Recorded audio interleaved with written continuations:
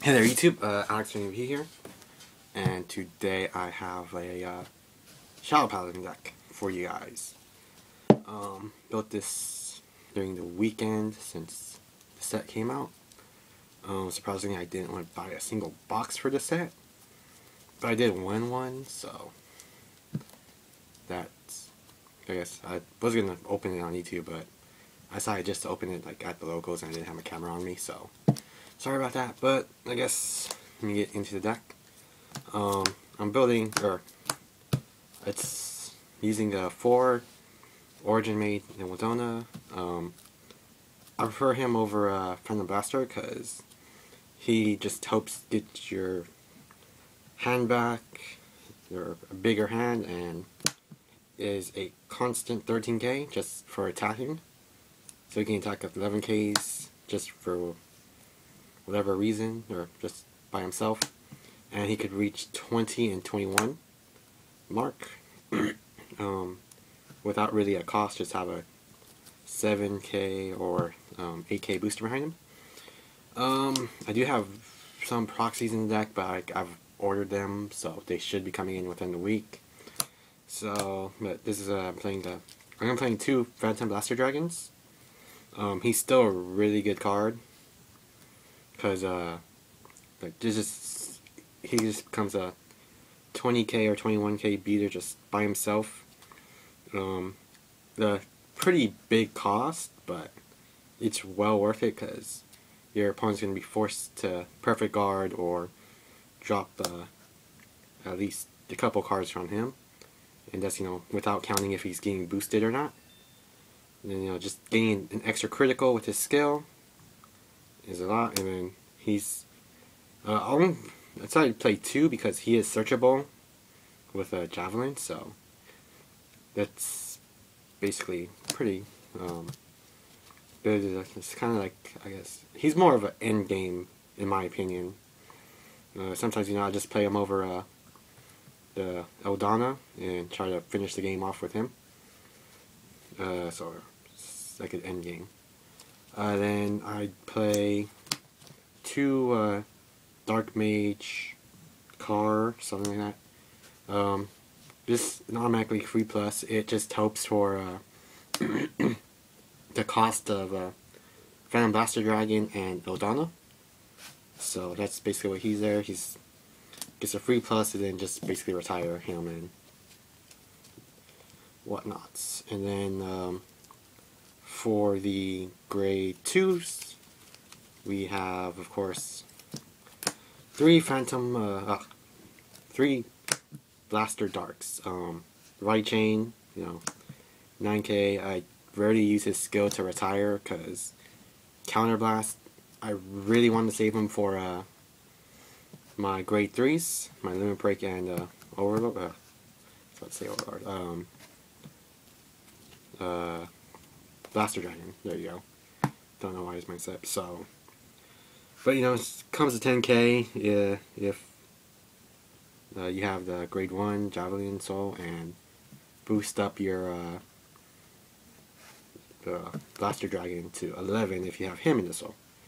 So usually he's your grade 2, and he's also searchable with Javelin, which is really good. That's the main reason I actually play him, because just keeps consistency of the deck, which is really good. So yeah, that's the 3 blasters. 2 Skull Witch Nemain. 2 is, like, in my opinion, is the perfect number to play her as, because you really don't want to play her early, because you mainly just want to play her like if you're already going to use her as a cost, because she is only a 3k grade 2, which is really bad. You have to have her boosted by 7k just to hit 10k. So she's obviously not big for attacking, but the skill to Counterblast 1 and get your card to draw 2 is really good. And then she's perfect to feed to your grade 3s for their skills to activate, their cost. So I play 2, and then you do not want to ride her as your Vanguard. That's another reason I want to play 2, because She is only a 3k, like I said. Grade 0s could just run over her easily, which is really bad. Next off, we have 3 10k vanillas, just because they're 10k vanillas. No other reason than that. And of course, 3 Curse Lancers. The what's it called? What do they call it? The damage and flippers. There you go, of the deck. Really good, because this is a very counterblast heavy deck. So you really want to use this so you could make sure you could use your skills more often. Typically, you're able to use like your grade 3 skills like twice per game. But after that, you're basically stuck doing whatever, and usually save like that final counterblast for Nemain. But with him, you could still keep going, so he's good, and then brings pressure to the attacks because your opponent does not want you to unflip a damage with this deck. Of course, for the grade 1s, 4 Javelin, just necessary because you want to ride this as your grade 1 to get your Blaster Dark. Get Blaster Dark, get it to your hand, just plus, or I guess technically just go even since you rode him. So, and on top of that, playing rear guard, you ditch a grade 3, so, and search for Phantom Blaster Dragon. So that's actually a really good late game where you have Ildona as your vanguard, and you have another one in your hand. So you can ditch that and then grab a Phantom Blaster to try to end the game next turn if you don't do it already. So he's really good. And also if he's your only grade 3 in hand when you're at grade 2, you can play him to ditch him and grab a Phantom Blaster because you'd rather have him as your vanguard than Caar. And other than that, he's just I guess whatever. 3 Witch of Nostrum, something like that. 7k, which is good, and it's the rest to pitch a card and draw a card out of the deck. I like this in the deck because it's good for with Phantom Blaster Dragon. You can call her, use her skill, grab a new card, and then just use her as the cost to feed Blaster Dragon. So that's really good in my opinion.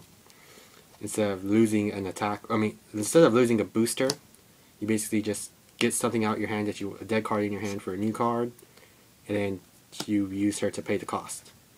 So she's good. And 3 Charon or Caar, what, Charon? I don't know. Whatever. Black Sage here. 8k vanilla. Not much to say. Only 3 because he's only really important against 11ks for Ildona and for Skull Witch if you use her to attack because that'll put her at 11k. So yeah, just 3 of them, and yeah, proxy the perfect shields, 4 of them, because I like 4. I like to be protected, especially with like more high number. And grade 0s are Fullbau, and trigger lineups the same as any other deck for this 4 of each trigger, because that's all we have right now. I would very much want to get rid of the stand triggers in this deck, because with Ildona it really does not work out very well. It's really bad with him, because usually one's attack with a column first and then attack with him, and if you get a stand trigger, it just basically it's just basically a +5 to something, whereas anything else is +5 and some other effect. But yeah, that's the deck. It's actually, you really have to know the timing that you want to use your skills. Like, you just can't go like just turn 3 use Phantom Blaster or Ildona like just out of nowhere, or Nemain, because you really have to pay attention to the game, in my opinion. I don't know what I'm trying to say. You have to get your timing right. There you go. You have to time everything right, I guess. It's very counterblast heavy, like I said. So you do have to keep track of that. And yeah, that's the deck. Haven't tested it in tournament yet, but like obviously because I have proxies right now. But I've been playing a couple games already, like online and stuff, like webcams and whatnot, and that's logos and stuff. And it's a really good deck. You know, but you have to be careful because, you know, one misplay can cost you the game with this. And yeah, so that's the deck. You know, please comment, like, subscribe. Tell me what if you would, you know, don't understand something or have any better ideas for me. Let me know. Also, I'm not getting any boxes of set 4 because I actually wasn't even planning on building this, but I just basically got my hands on them, so I decided to build the deck. And yeah, thanks for watching, and see you later, YouTube.